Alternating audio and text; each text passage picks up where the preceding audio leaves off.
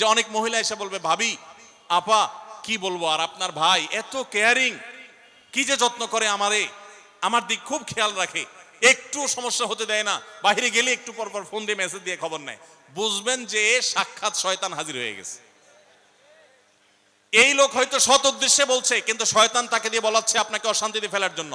মনে রাখবেন, যারা নিজেদের তারিফ করে তারা হয়তো পজিটিভ মানুষ দেখে তারিফ করে, তাদের সংসারে এমন এমন অশান্তি হয় যেগুলো হয়তো আপনাদের হয় না, শুধুমাত্র শয়তান ওইগুলো আপনার সামনে হাজির করছে। খবরদার, ওইগুলো দেখে খুব সহজেই একে অন্যের প্রতি জাজমেন্ট করতে যাবেন না। তাহলে দাম্পত্য জীবনে সুখ শান্তির জন্য অন্যের সুখের মিথ্যা গল্প শুনতে যাবেন না।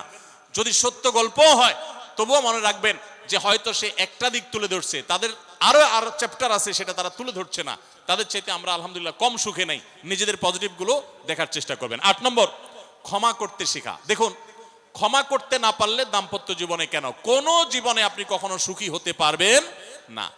সবকিছুকে অনেক বড় করে দেখবেন না, অনেক কিছুকে ক্লোজ করবেন, ছোট করবেন। এবং মনে রাখবেন, আল্লাহ তাআলা ক্ষমাশীলকে ভালোবাসেন। কোরআনে আল্লাহ তাআলা একাধিক জায়গা বলেছেন, যারা ক্ষমা করে আল্লাহ তাদেরকে ভালোবাসেন। আপনি যদি বলেন যে কতবার ক্ষমা করব, যতবার আপনি আল্লাহর কাছে ক্ষমা আশা করেন, আপনি আপনার স্ত্রীকে, আপনি আপনার স্বামীকে, আপনার জীবন সঙ্গীকে, যে কোনো মানুষকে ততবার ক্ষমা করবেন। আপনি জীবনে একই পাপ কতবার করেন, আল্লাহ মাফ করবেন আশা করেন না? তাহলে আপনার আল্লাহর বান্দাকে কেন আপনি ক্ষমা করবেন না? বিধায় ক্ষমা করা এটা শিখতে হবে।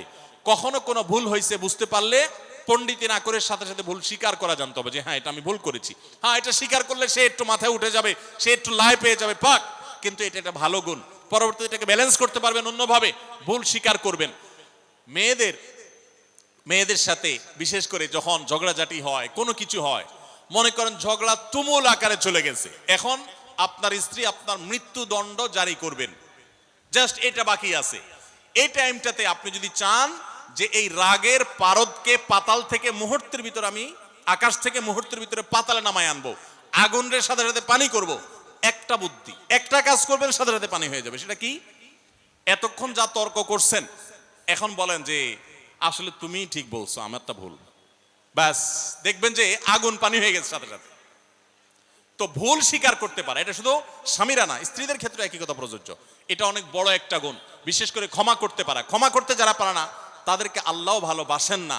আল্লাহ তাআলা বলেছেন যে আল্লাহ তাআলা ক্ষমাশীল মানুষদেরকে ভালোবাসেন, বিধায় আমরা ক্ষমা করতে শিখবো ইনশাআল্লাহ। 9 নম্বর হলো, শয়তান যে সমস্ত জায়গাতে ধোঁকা দেয় এই জায়গাগুলোকে ক্লিয়ার রাখা। যেমন একটা পয়েন্ট বলি, স্বামী স্ত্রীর মধ্যে কিছু কিছু জিনিস প্রাইভেট থাকতে পারে।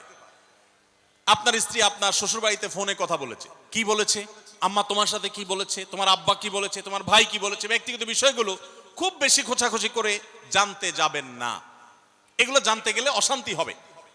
এবং অনেক সময় দেখা যেতে পারে কোনো কিছু দেখে আপনার সন্দেহ হয়েছে, তাহলে এটা পেটের ভিতর রাখবেন না। আবার খারাপভাবে উপস্থাপন না করে সুন্দরভাবে উপস্থাপন করুন যে আমার কাছে এরকম মনে হয়েছে, তাতে সাময়িক ঝগড়া হোক, কিন্তু আপনি ক্লিয়ার হয়ে যাবেন এবং নিজেদের মধ্যে কোনো ঝামেলা থাকবে না। শয়তান বিশেষ করে ওয়াসওয়াসা, কুমন্ত্রণা, সন্দেহের রোগ দিয়া দাম্পত্য জীবনে সবচেয়ে বেশি অশান্তি তৈরি করে। এই জন্য সন্দেহকে কোনো স্থান দিবেন না। যখনই সন্দেহ আসবে বুঝবেন যে শয়তান এটা সৃষ্টি করছে। সর্বশেষ 10 নম্বর হলো, শাসন করার যদি কখনো দরকার হয়, স্বামী হোক আর স্ত্রী হোক বা সাধারণ মানুষের ক্ষেত্রে এটা প্রযোজ্য, রাগের মাথায় কখনো শাসন করবেন না। শাসন করতে হলে মাথা গরম হয়ে গেছে একটু সবর করবেন, ঠান্ডা মাথায়, শীতল মাথায় তারপরে শাসন করবেন। যখন রাগ উঠছে তখন কিছু বলতে যাবেন না। আপনার রাগ উঠছে আজকে, আপনি নিয়ত করেন আগামী 24 ঘন্টা পর এটার আমি বিচার করব, একটা বিহিত করব, এটার আমি কিছু একটা করে ছাড়বো। 24 ঘন্টা টাইম নেন, ইনশাআল্লাহ আপনি নিশ্চিত থাকেন 24 ঘন্টা পর যদি আপনি এটা নিয়ে বসেন, তাহলে আপনার এই বসাটা অনেক বেশি হবে ন্যায়সঙ্গত। এটাতে কোনো প্রকার সীমালঙ্ঘন থাকবে না, রাগের চোটে অন্যায় আচরণ হবে না, জুলুম হবে না, বাড়াবাড়ি হবে না, যথাযথ শাসন হবে। যে কোনো মানুষের ক্ষেত্রে এটা প্রযোজ্য। আপনার একটা ছেলে এমন কোন অন্যায় কাজ করছে, আপনি এখন তাকে মাথা হট হয়ে গেছে, এখন শাসন করতে গেলে জুলুম হয়ে যেতে পারে, একটু সবর করেন, সময় নেন, দেখবেন রাগটা প্রশমিত হয়ে লেভেলে চলে আসছে। এরপর যদি শাসন করেন দেখবেন জুলুম হবে না। তো স্বামী স্ত্রী উভয়ের ক্ষেত্রে একই কথা প্রযোজ্য। ঝগড়া যখন করতে মন চায়, মেজাজ যখন গরম হয়, তখন না করে একটু পরে করেন।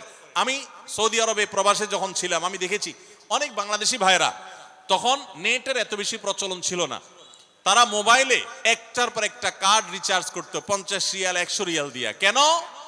শুধুমাত্র বউয়ের সাথে ঝগড়া করার জন্য। কিসের জন্য?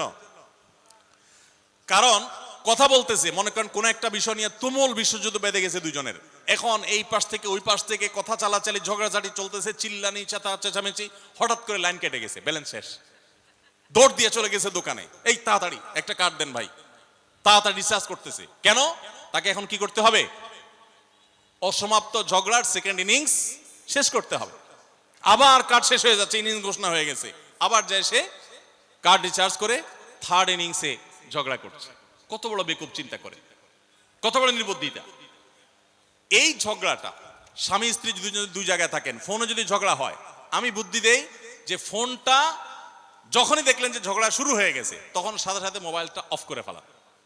অফ করে 3 দিন মাত্র রাখেন, অন্য একটা নাম্বার বাটন ফোন দিয়ে আপাতত অফিসের কাজ কাম ছাড়েন, আর বইয়ের সাথে যোগাযোগের নাম্বারটা 3 দিনের জন্য বন্ধ রাখেন।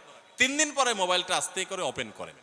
এবার নিয়তি করেন যে ঝগড়া এটাই হবে, বরে বলবেন দেখো তোমার সাথে ঝগড়া এখানে এই পর্যন্ত থামতেছে, আমরা এখান থেকে আবার শুরু করবো ইনশাল্লাহ 3 দিন পর।